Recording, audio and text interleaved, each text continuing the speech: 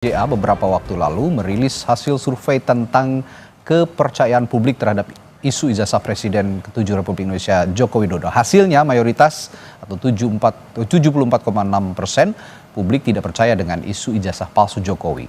Nah, dalam survei yang digelar pada 25 Mei hingga 12 Juni lalu, hanya ada 12,2% responden yang percaya isu ijazah palsu Jokowi. Sementara yang tidak percaya mencapai 74,6%. Sisanya 13,2% tidak menjawab. Survei digelar dengan metode pengambilan sampel acak bertingkat dengan melibatkan 1.200 responden. Margin of error plus minus 2,9%.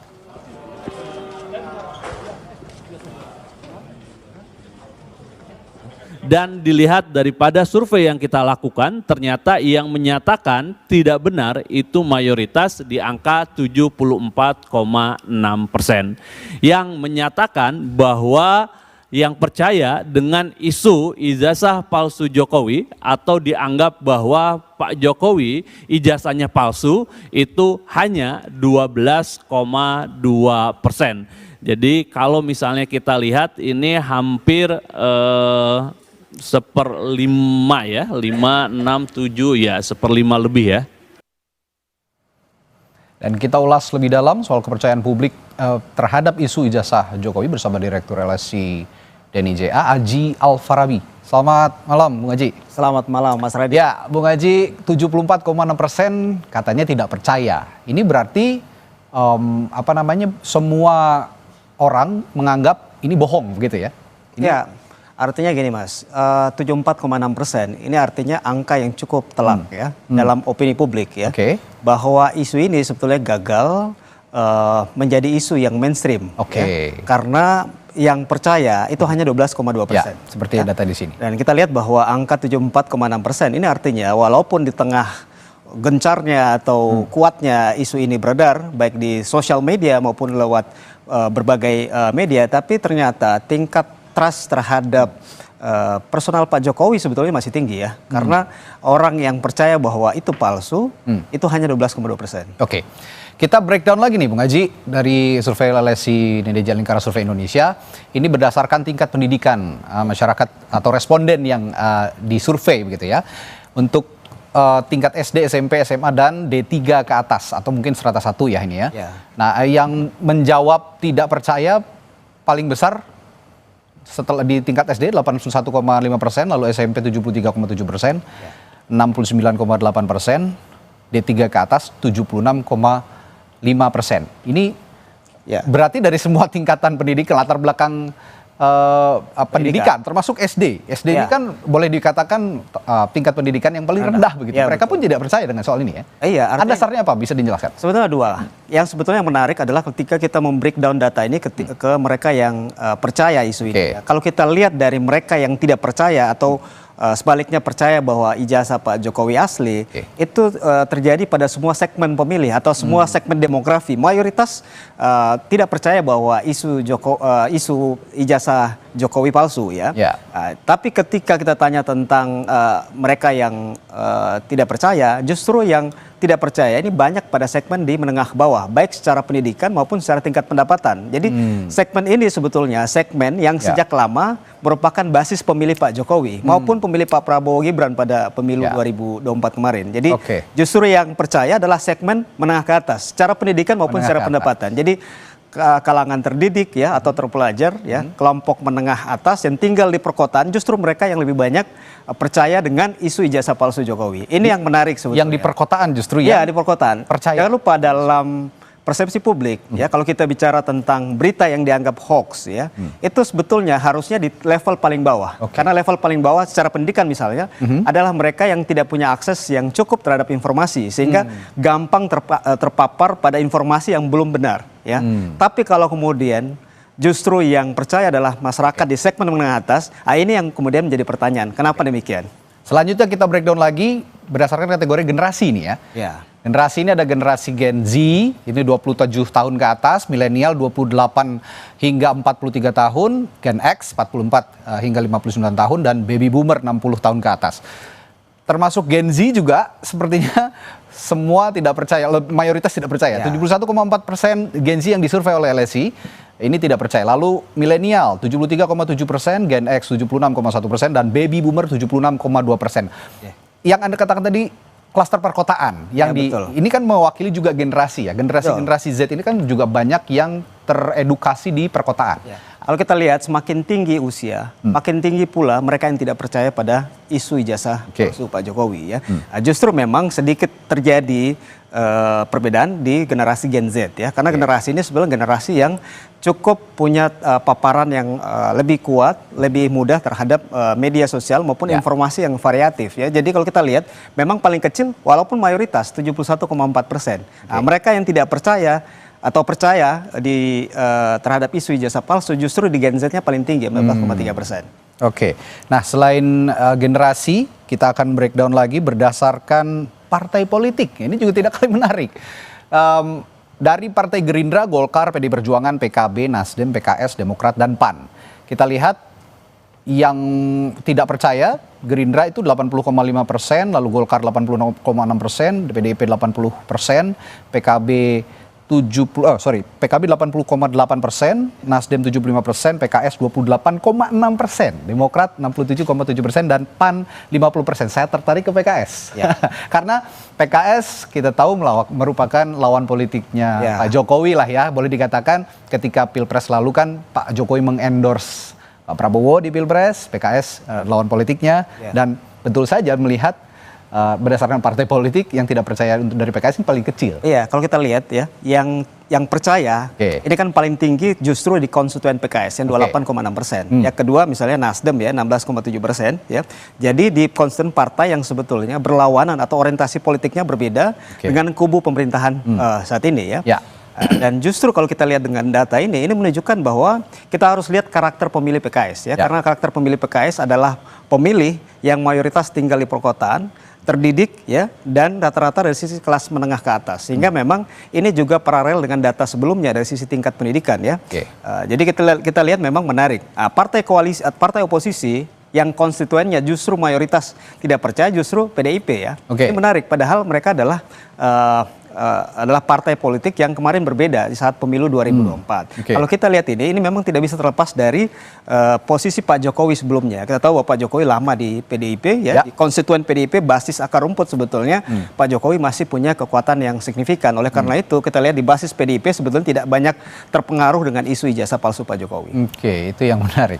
Tidak cuma partai politik, LSI dan Jawa juga mengukur dari pemilih capres ya pada saat Pilpres. Kita akan lihat pemilih Anies Baswedan, Ganjar Pranowo, Prabowo Subianto, dan juga rahasia. Saya bisa menebak ya sebelumnya bahwa pemilihnya Anies Baswedan sepertinya yang paling pemilih Prabowo Subianto ya paling banyak tidak percaya, tapi pemilih Anies Baswedan yang paling sedikit yang paling banyak percaya dan paling sedikit tidak percayanya. Ini bisa Anda jelaskan soal ini? Ya, pertama tetap ya bahwa mayoritas sebetulnya tidak percaya, termasuk pemilihnya Pak Anies ya, 51% tidak percaya. Tapi kalau kita lihat segmentasi yang percaya, itu yang tadi saya sampaikan bahwa dari sisi breakdown data kita lihat sebetulnya yang tidak percaya terhadap isu ijazah palsu ini sebetulnya merata hampir di semua segmen. Tapi yang percaya itu hanya terkonsentrasi pada segmen tertentu.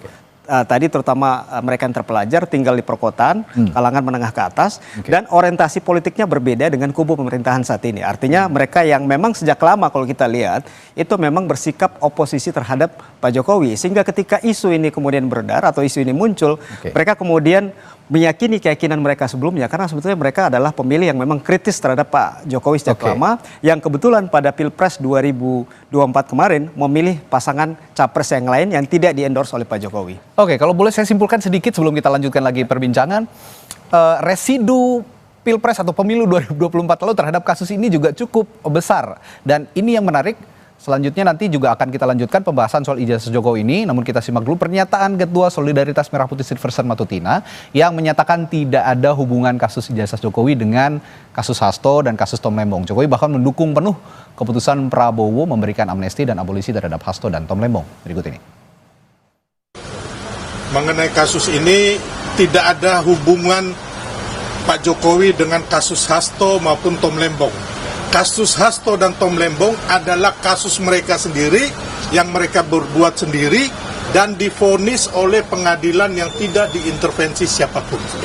Tapi ini karena menyangkut keutuhan bangsa, ini menyangkut juga Pak Prabowo yang ingin merangkul semua pihak seperti janjinya setelah kemenangan 02 kemarin, makanya Pak Prabowo mewujudkan itu untuk suatu hal yang lebih besar. Dan Pak Jokowi, Mas Gibran, dan kami semua mendukung penuh keputusan Pak Prabowo. Dan selain Bung Aji, melalui sambungan virtual juga telah bergabung Direktur Eksekutif Lingkar Madani 5, Ray Rangkuti. Selamat malam, Bung Ray. Halo, selamat malam, Bung Ray. Malam, Bung. Oke, Bung Ray, ini saya di studio bersama Bung Aji Alfarabi dari LSI DNIJA. Malam Bang Ray.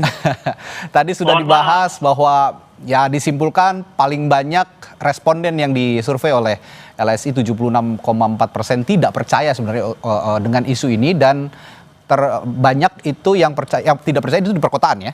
Yang di perkotaan yang masyarakatnya juga terdidik, punya intelijensi yang baik, dan juga punya tipikal kritis, masyarakat yang kritis. Anda punya catatan soal ini, Bung Ray?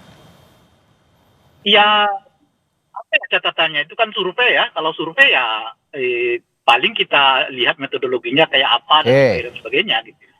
Kalau hasilnya ya itulah yang mengemuka ya. Nah, cuma yang agak kepikiran sama saya ya gitu. Ini kasus tidak dipercaya oleh publik ya, mayoritas tadi ada sekitar 74% ya. 74,6 ya. Maaf saya ralat. Ya. Tapi pemberitaannya paling panjang sepanjang sejarah. Tidak percaya tapi paling panjang dibahas ya.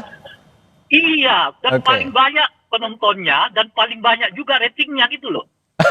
Jadi gimana kita menjelaskannya ya?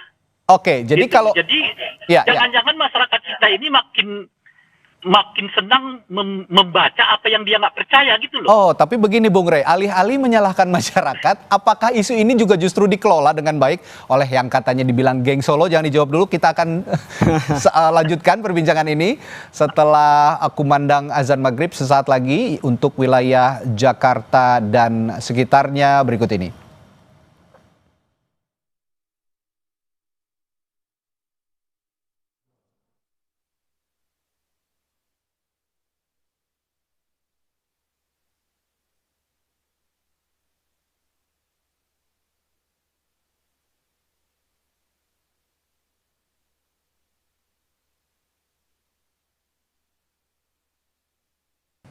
Ya, kami ucapkan selamat menunaikan ibadah sholat maghrib untuk wilayah Jakarta dan sekitarnya. Kami lanjutkan perbincangan. Tadi saya bertanya kepada Bung Ray, ada pertanyaan menggantung soal Bung Ray mengatakan tidak dipercaya, tapi isunya muncul terus di permukaan. Yang saya tanyakan adalah, berarti isu ini jangan-jangan dikelola oleh geng Solo. Gimana nih Bung Ray? Ya, saya tidak tahu apakah ini dikelola atau tidak gitu. Tapi kalau sejauh ini yang saya lihat, natural aja tuh. Masyarakat ada semacam penasaran gitu loh. Ini ujungnya kemana, ini akhirnya kemana, ini kok jadinya begini dan sebagainya gitu. Makanya di tengah ketidakpercayaan mereka, tapi justru tingkat keinginan tahuannya tinggi sekali gitu. Saya survei sedikit lah di siaran Kompas aja gitu. Dari saya kira hampir tidak ada hari tanpa Kompas memuat berita soal ijazah Pak Jokowi. Iya. Jadi Anda menilai kan? bahwa ini juga jadi komoditi begitu ya? Iya. Itu artinya rating berita soal ijazah Pak Jokowi ini ratingnya tinggi. Sehingga media, bukan hanya media televisi seperti Kompas gitu ya, media cetak, media online, media macam-macam itu membincangkan soal ijazah ini gitu. Di tengah ketidakpercayaan publik tadi bahwa ijazah itu adalah itu palsu gitu. Tapi alih-alih isu ijazah Jokowi ini menghasilkan rating yang tinggi dan tren yang terus dibicarakan, sebenarnya ini kan kasus hukum perdata dan juga ada juga pidana karena dilanjutkan oleh Pak Jokowi dengan melaporkan para penuding ijazah palsu itu ke Polda Metro Jaya dengan delik pencemaran nama baik. Nah, itu sebenarnya lingkupnya kasus hukum. Tapi ini sekarang saya akan tanyakan juga ke Bung Aji. Kasus hukum yang berhadapan dengan hasil survei. Sebenarnya bagaimana menyikapi ini? Tapi jangan dijawab dulu, setelah jeda sesaat lagi di Sapa Indonesia Malam. Kasus dugaan ijazah palsu Jokowi yang kata Bung Ray Rangkuti tadi sangat menarik perhatian publik, bahkan media katanya juga ratingnya tinggi kalau membahas ini. Tapi alih-alih memberikan rating yang tinggi, memberikan trending yang cukup terus-menerus konstan di permukaan, di depan publik begitu ya. Ini kan sebenarnya kasus hukum yang saya tekankan tadi, kasus hukum entah itu baik perdata maupun pidananya. Dua-duanya ada sebenarnya. Yang saya tanyakan tadi ke Bung Aji, ini kan kasus hukum, Bung Aji. Jarang sekali kasus hukum juga diteliti melalui survei. Apa maksudnya dan bagaimana menyikapi itu sebenarnya? Ya sebetulnya gini, walaupun kasus hukum karena ini menyangkut Pak Jokowi, mantan presiden 2 periode, maka sebetulnya isu ini kemudian menjadi ramai ya. Oke. Kita tahu bahwa Pak Jokowi sebetulnya yang dipertanyakan oleh Bang Ray tadi, kita bisa punya beberapa alasan secara ilmiah. Yang pertama adalah kita tahu Pak Jokowi ketika selesai masa jabatan sebagai presiden, itu tingkat kepuasan terhadap kinerjanya itu masih di atas 80% dengan tingkat trust yang begitu tinggi, ya. Sehingga Pak Jokowi itu masih menjadi magnet bagi publik maupun bagi media, ya. Sehingga apapun isu terkait Pak Jokowi, ya walaupun ini isu hukum, tapi ini kan menyangkut isu yang menyerang trust terhadap Pak Jokowi. Sehingga ini kemudian menjadi ramai. Sebetulnya yang menarik dari survei kita itu bukan hanya soal berapa jumlah orang yang percaya dengan isu itu, tapi kemudian yang menjadi penting adalah apakah isu ini berdampak pada trust publik terhadap Pak Jokowi. Kalau kita lihat data itu, ini kan dua data yang berbeda. Mereka yang percaya terhadap isu ini memang hanya 12,2%. Tapi mereka yang kemudian terpengaruh kepercayaannya terhadap Pak Jokowi itu angkanya lebih tinggi, 22,6%. Ya, artinya bahwa walaupun isu ini ya tidak kemudian menjadi mainstream, tapi isu ini mampu ya menembus sekat-sekat psikologis. Jadi punya daya rusak, walaupun tidak punya daya rusak secara faktual, tapi isu ini punya daya rusak secara simbolik terhadap Pak Jokowi. Ya, walaupun angkanya masih kecil dan masih terbatas ya. Jadi kalau artinya dalam jangka panjang sebetulnya isu ini ya, dalam jangka panjang kalau kita bicara tentang persepsi politik terus publik, muncul gitu. Iya, karena dalam persepsi publik sebetulnya kalau 1 dari 5 orang itu merasa ragu terhadap kepercayaannya terhadap seseorang, maka ini kemudian bisa menjadi satu bola salju yang ke depan bisa mengganggu kredibilitas Pak Jokowi. Bisa jadi destruktif juga. Iya, gitu ya? walaupun jumlahnya masih kecil saat ini. Walaupun sekarang, tapi kan sedikit-sedikit jadi bukit katanya gitu. Kalau di-maintain terus. Nah, kalau salah-salah memaintain juga, kalau tadi dibilang ini dikelola, kalau salah-salah mengelola juga itu tadi ya bisa berbahaya. Dan ini saya agak relevan dengan pernyataan Pak Jokowi, bukan Pak Jokowi ya, beberapa hari kemarin ada anggapan bahwa ini menguntungkan Pak Jokowi, isu ini menguntungkan Pak Jokowi. Nah, kalau menurut Bung Ray tadi dikatakan bahwa ini kalau tidak dikelola dengan baik sebenarnya juga punya efek destruktif. Apa benar demikian kalau menurut Bung Ray? Kalau tingkat kepercayaan orang bahwa ijazah Pak Jokowi itu tidak palsu, saya kira nggak memiliki implikasi serius kepada kredibilitas Pak Jokowi. Kecuali misalnya tingkat kepercayaan orang meningkat. Nah kan semakin meningkat tingkat kepercayaan orang pada kepalsuan ijazah, dugaan palsunya ijazah Pak Jokowi, artinya kredibilitas Pak Jokowi makin menurun kan? Itu asumsinya gitu. Tetapi karena tingkat ketidakpercayaan itu tinggi bahwa ijazah Pak Jokowi itu adalah palsu gitu, maka ya asumsinya yang kesimpulannya juga nggak mengganggu kredibilitas Pak Jokowi. Maka berdasar itu pertanyaannya ngapain juga dibawa ke ranah hukum gitu? Kira masyarakat nggak percaya juga. Nah, semakin dibawa ke ranah hukum semakin panjang cerita gitu. Nah ini tadi dengan relevan dengan pertanyaan Anda di awal tadi itu. Ini sebetulnya didesain apa enggak sih cerita panjang ini gitu kira-kira ya kan? Nah kalau kita mau lihat dari survei ini sebetulnya nggak punya efek serius gitu ya. Masyarakat lebih banyak yang nggak percaya gitu bahwa ini tidak akan begitu punya efek mengganggu kepada kredibilitas Pak Jokowi. Dan oleh karena itu sebetulnya akan selesai dengan sendirinya kalau nggak dibawa ke ranah hukum. Masyarakatnya juga nggak percaya, kira-kira gitu. Tapi dengan dibawa ke ranah hukum, cerita makin panjang. Hari ini kita dengar juga justru di situ di maintainnya ya. Nah itu dia. Hari ini misalnya kawan-kawan kayak Roy Suryo itu sudah melakukan somasi juga kepada Pak Jokowi. Makin panjang lagi nih cerita. Jadi bukan hanya panjang, tapi juga bercabang-cabang. Ini kasus hukum. Kalau memang benar-benar ini kasus hukum ya seharusnya diselesaikan cepat saja. Kalau di lama-lama seperti ini ya Ya ini jadi bercabang-cabang seperti Bung Rey katakan tadi. Tapi yang ingin saya tanyakan berarti sebenarnya ini bukan kasus hukum, ini kasus politik sebenarnya, latar belakangnya politik yang dibawa ke ranah hukum. Bagaimana pendapat dengan anggapan itu?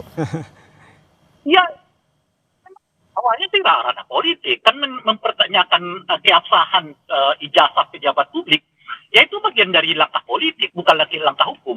Oke. Nah, jadi ketika ia menjadi langkah hukum, ya ketika Pak Jokowi membawa kasus ini ke polisi, itu loh. Kan kecuali misalnya mereka yang mempersoalkan keabsahan ijazah Pak Jokowi itu menuduh Pak Jokowi melakukan tindakan kejahatan terkait dengan dokumen palsu.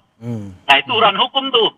Oke. Nah kan mereka belum sampai ke situ. Mereka masih pada taraf administrasinya. Ya. Oke. Benar nggak ijazah Pak Jokowi ini asli atau tidak? Gitu. Ya. Jadi belum sampai ke hukum. Lalu jadi kasus hukum manakala Pak Jokowi membawa mereka-mereka yang mempertanyakan keaslian ijazah Pak Jokowi itu sebagai tindakan pencemaran nama baik. Oke. Dan sejenisnya gitu. Oke, karena ini tadi dikatakan juga sebenarnya kasus politik yang dibawa ke ranah hukum dan akhirnya panjang dan belum ada ujungnya, belum sampai ketahuan bagaimana ujungnya. Sampai detik ini pun belum tahu siapa tersangkanya, siapa yang harus disidangkan, begitu kan? Nah, pertanyaan saya begini, Bung Rey, kalau memang ini terus di-maintain dan kasus hukumnya berlanjut, kira-kira nanti ini bisa memengaruhi opini publik yang berdampak pada putusan hakim nggak nanti kalau memang sudah masuk ke meja hijau? Ya, hakim-hakim kita mudah-mudahan bisa lebih mandiri belajar dari kasus Tom Lembong maupun Hasto Kristianto. Di mana kemudian Presiden mengeluarkan amnesti maupun abolisi. Dari situ sih sebetulnya sudah menunjukkan kepada kita bahwa ada upaya untuk membuat peradilan kita itu lebih objektif gitu. Kalau dipandang publik tidak objektif, ya Presiden bisa menurunkan abolisi itu. Kira-kira begitu, karena dianggap peradilannya digeret lagi ke abolisi sama amnesti nih ya. Ya iya itu ya. Oke. Makanya dengan kasus ini kita berharap ya pengadilan bisa lebih objektif, lebih independen, dan lebih berani untuk menyatakan sikap. Ya, terakhir saya ke Bung Haji, kalau memang ini ditujukan untuk membentuk opini publik, survei ini, apakah itu menjadi konklusi terakhir dari survei ini untuk membentuk opini publik atau memang hanya untuk menggambarkan, untuk memberikan gambaran helikopter view terhadap kasus ini? Ya, sebetulnya kan kita ingin menguji apakah kemudian isu yang rame di media sosial di publik, ya, di elit politik, itu apakah sama resonansinya di publik secara mayoritas. Ternyata sebetulnya publik secara mayoritas itu lebih tenang dalam menyikapi isu ini. Kan buktinya 74,6% yang tidak percaya.